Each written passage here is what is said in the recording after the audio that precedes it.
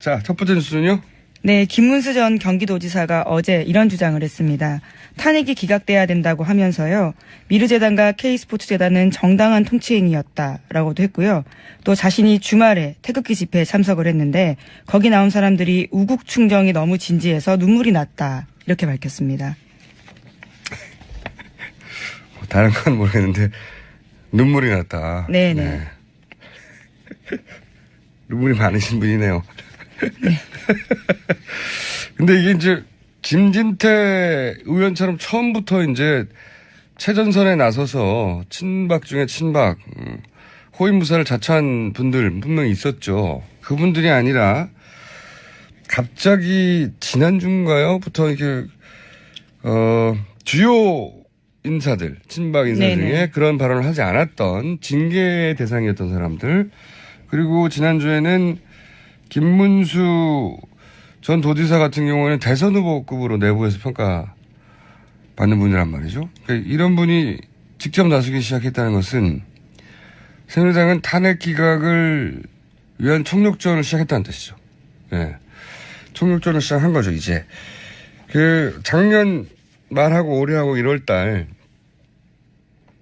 그러니까 올해 1월 달, 그리고, 지금 2월이죠. 2월.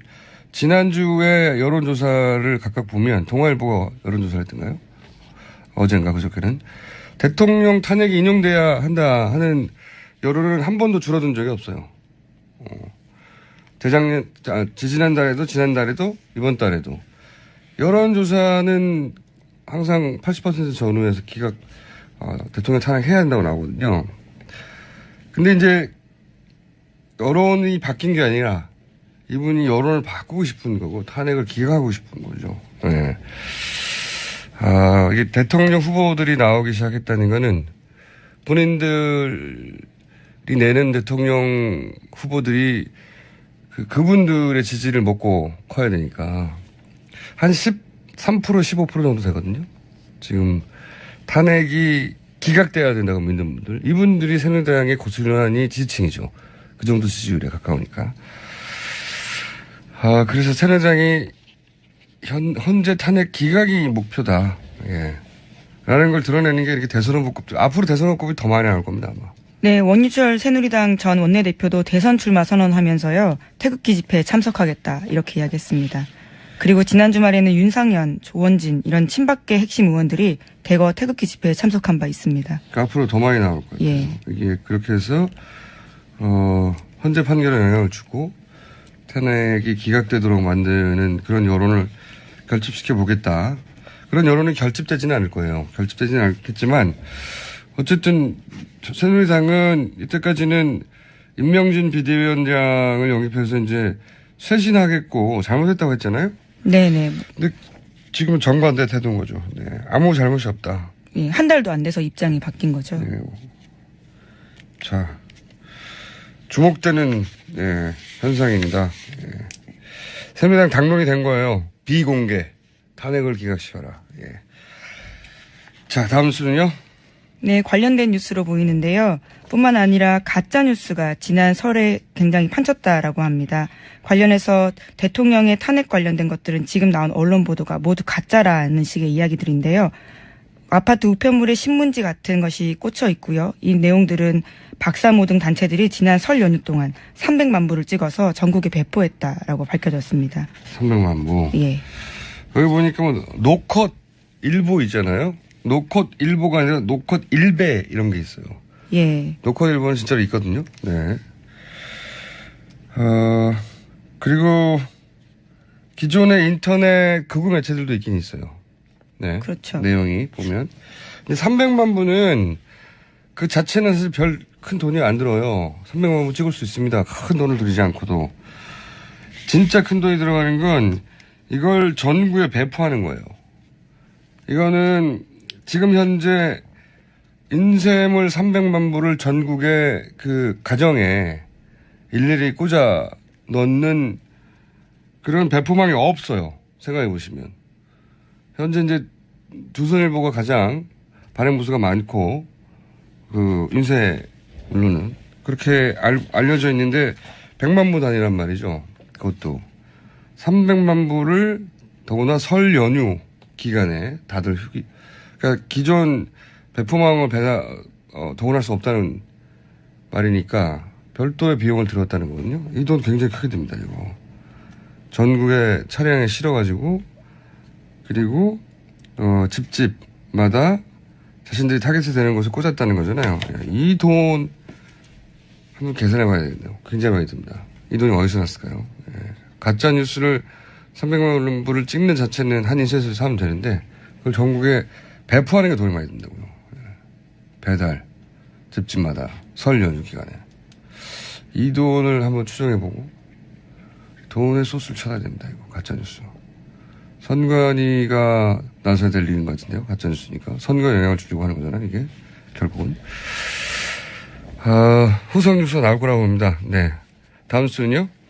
네, 특검 관련해서 수사기간 연장 이야기가 드디어 나온 건데요. 수사기간 연장을 특검팀이 어제 처음으로 공식 언급했습니다.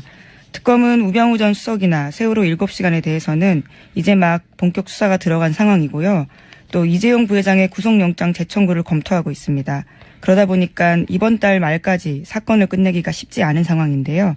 이에 대해서 황교안 권한대행 쪽은요. 신청이 들어오면 검토하겠다라는 원론적인 입장만 밝히고 있습니다.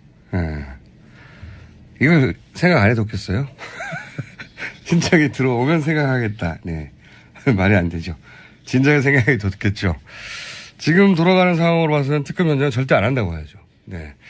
절대 안 해서, 박주민 의원이었던 거예요, 아마? 예, 그렇습니다. 예. 대표 발의해 있을 거예요. 이게 통과되느냐가 문제인데, 바른정당이 키죠, 바른정당. 바른정당이 이 법안 통과를 도와주면 특검 연장이 되는 거고요. 아니면 안 되는 겁니다. 네. 조만간 그래서 발의한 쪽과, 바른정당의 입장을 저희가 오늘은 아니고, 조만간 들어볼까 합니다. 바른정당이 과연 찬성할까요? 예, 50일 연장하는 건데요. 50일 연장 권한된 승인 없이. 개별 의원한테 맡길 것이다. 책임지지 않고 당론 네. 없이요. 예. 반대하자니 이게 그동안의 주장에 어긋나고. 근데 이 특검 연장이 바른정당에 반드시 유리한 게 아니거든요. 왜냐하면 특검에 눈이 가서 바른정당에 눈이 분산되지 않는다, 돌아오지 않는다 이런 생각들을 하는 것 같아요. 네. 어쨌든 바른정당이 이 도와주지 않는 특검 연장에 관한 법률 개정안이죠. 네네. 이 개정안에 따르면 황교안 대행이 도장을 찍어주지 않아도 된다는 겁니다. 네, 승인 여부. 상관없이 51일 더 연장할 수 있어요. 30일이 아니라 추가로. 그러니까 총 120일이 되는 거죠. 네. 그리고 여기서 굉장히 중요하다고 생각하는 게 수사가 완료된 후에는 검찰로 돌아가잖아요. 검찰로 돌아가가지고 만약에 그 사람한테 검찰이 재판을 진행하게 되죠. 네, 재판을 진행을 안 맡기면. 예. 다른 사람한테 맡기면 그럴 수 있어요. 그러면 이거 굉장히 어려워지는 겁니다. 그거를 막는 내용이 들어있어요. 네, 사건을 끝까지 책임질 수 있게. 공부한 사람이 시험 쳐야 되는 거잖아요. 그렇죠. 기소했다고 유죄가 되는 게 아니란 말이죠. 공부한 사람이 시험 쳐야 되는데 황교안 대행 하에 검찰이 공부 안 한 사람을 시험에 투입할 수 있다. 네, 그럴 수 있거든요, 충분히. 그거를 막는 내용이 들어있어서 굉장히 중요한데, 이건 저희가 법안을 발의한, 의원 쪽을 연결해서 짚어볼 테고, 과연 바른정당이 여기에 동의할 것인가 하는 것은 바른정당을 연결해서 또 짚어보기로 하겠습니다. 다음 수는요, 굉장히 중요한 근데 내용입니다. 네, 우병우 수석 관련된 수사 이제 시작됐다고 말씀드렸는데요. 관련한 보도들이 이제부터 나오고 있습니다. 우병우 전 수석 아들 꽃보집과 관련해서 백승석 경위가 특검에 2번이나 조사받았었는데요. 말을 4번이나 바꿨다라는 정황이 나왔습니다. 어떻게 바꿨어요? 지난해 이석수 특별감찰관실 가서는요. 이렇게 말했습니다. 경찰 내부로부터 전화를 받았다라고 진술했다고 하는데요. 전화를 받았다는 거는 우병우 전 민정수석의 아들을 운전병으로 뽑으라는 전화를 네네, 받았다. 그렇죠. 네. 이게 이제 맞는 얘기겠네요. 예. 경찰 간부가 연루됐을 수도 있다라는 걸 알려주는 말인데요. 그런데 지난해 검찰에 갔을 때는 말이 바뀌었습니다. 누군가로부터 소개를 받은 것 같다라면서 애매하게 말을 바꾼 거죠. 검찰에 가서는. 예. 처음에 이석수 이분도 잘렸죠. 특별감찰관실에서 조사를 청와대죠. 에서 했을 때는 사실대로 얘기하는 것 같네요. 경찰 내부로부터 뽑아주라는 전화를 받았다. 네네. 네. 그랬는데, 그 다음에는. 검찰에 가서는요. 누군가부터 소개가 받긴 받았는데 기억이 잘 안 난다는 식으로 얘기하고. 예, 소스를 명확하게 안 밝힌 그 거죠. 다음은요? 그런 다음에 국정감사에 가서는요. 그 유명한 말인 코너링이 좋아서 뽑았다. 이렇게 바꿨죠. 또 바꿨어요, 근데 네 번째면. 예, 특검팀에 가서는요. 이름이 좋아서 뽑았다. 이렇게 이야기했다고 합니다. 이름이 좋아서. 예. 예. 우병우 전 민정수석에 대한 수사가 이제 겨우 시작 단계라는 것도 특검이 연장돼야 되는 이유 중에 하나입니다. 네. 이제 막 시작했어요. 이런 상태입니다. 이름이 좋아서 뽑았다. 의 수사는 머물러 있는 단계인 거죠. 네. 그리고 세월호 7시간에 대해서도 수사를 시작 못했어요. 네네. 특히 삼성 이재용 부회장 영장이 기각되면서 재벌들 수사도 멈춰 있는 상태예요. 네, 그렇죠. 네. 그 다음 단계 진도를 못 나갔어요. 그런데 이제 앞으로 20일 후면 끝나는 거거든요. 네. 20일이면 후반부는 마무리해야 되니까. 네. 열흘 보름 남짓 남았는데 열흘 보름 만에 이걸 어떻게 다 합니까? 영장 재청구도 해야 되는데 당연히 연장돼야 되는데 초미의 관심입니다. 아직 이 각 정당들은 이제 대선 체제에 사실상 들어가가지고 정신이 없어요. 이런 사안에 관심이 없는데 굉장히 중요합니다. 그건 그거고 이 수사는 제대로 돼야 되는데 제대로 수사를 특검이 끝나간다. 예. 특검이 끝나간다에 대해서 신경을 제대로 쓰고 있는 건 박근혜 대통령 측밖에 없는 것 같아요. 네네. 네. 그 문제입니다. 다음 수는요? 네, 헌법재판소에 낸 대통령 입장 준비 서면이 굉장히 화제입니다. 여기서 대통령은요, 최순실 씨가 문건의 수정에 개입한 이유에 대해서 이렇게 말했습니다. 비서진들이 본인의 언어 습관을 제대로 이해하지 못해서라고 하면서요. 비서진들의 업무가 능숙해지면서 최순실 씨의 의견을 들어보라고 하는 경우도 점차 줄었다. 이렇게 이야기했습니다. 말이 안 되는 게요. 최순실 씨하고 접촉한 사람들은 3인방이에요. 3인방. 3인방은 최소한 10년 이상씩 있었는데 네. 무슨 업무에 능숙해지지 않아가지고 언제 능숙해집니까? 10년 동안 했는데 능숙해지지 않으면 말이 안 되는 이야기죠. 그리고 가장 재밌는 건 평범한 가정주부였다는 거. 예. 네, 최순실 씨를 그렇게 여겼다라는 거죠. 예.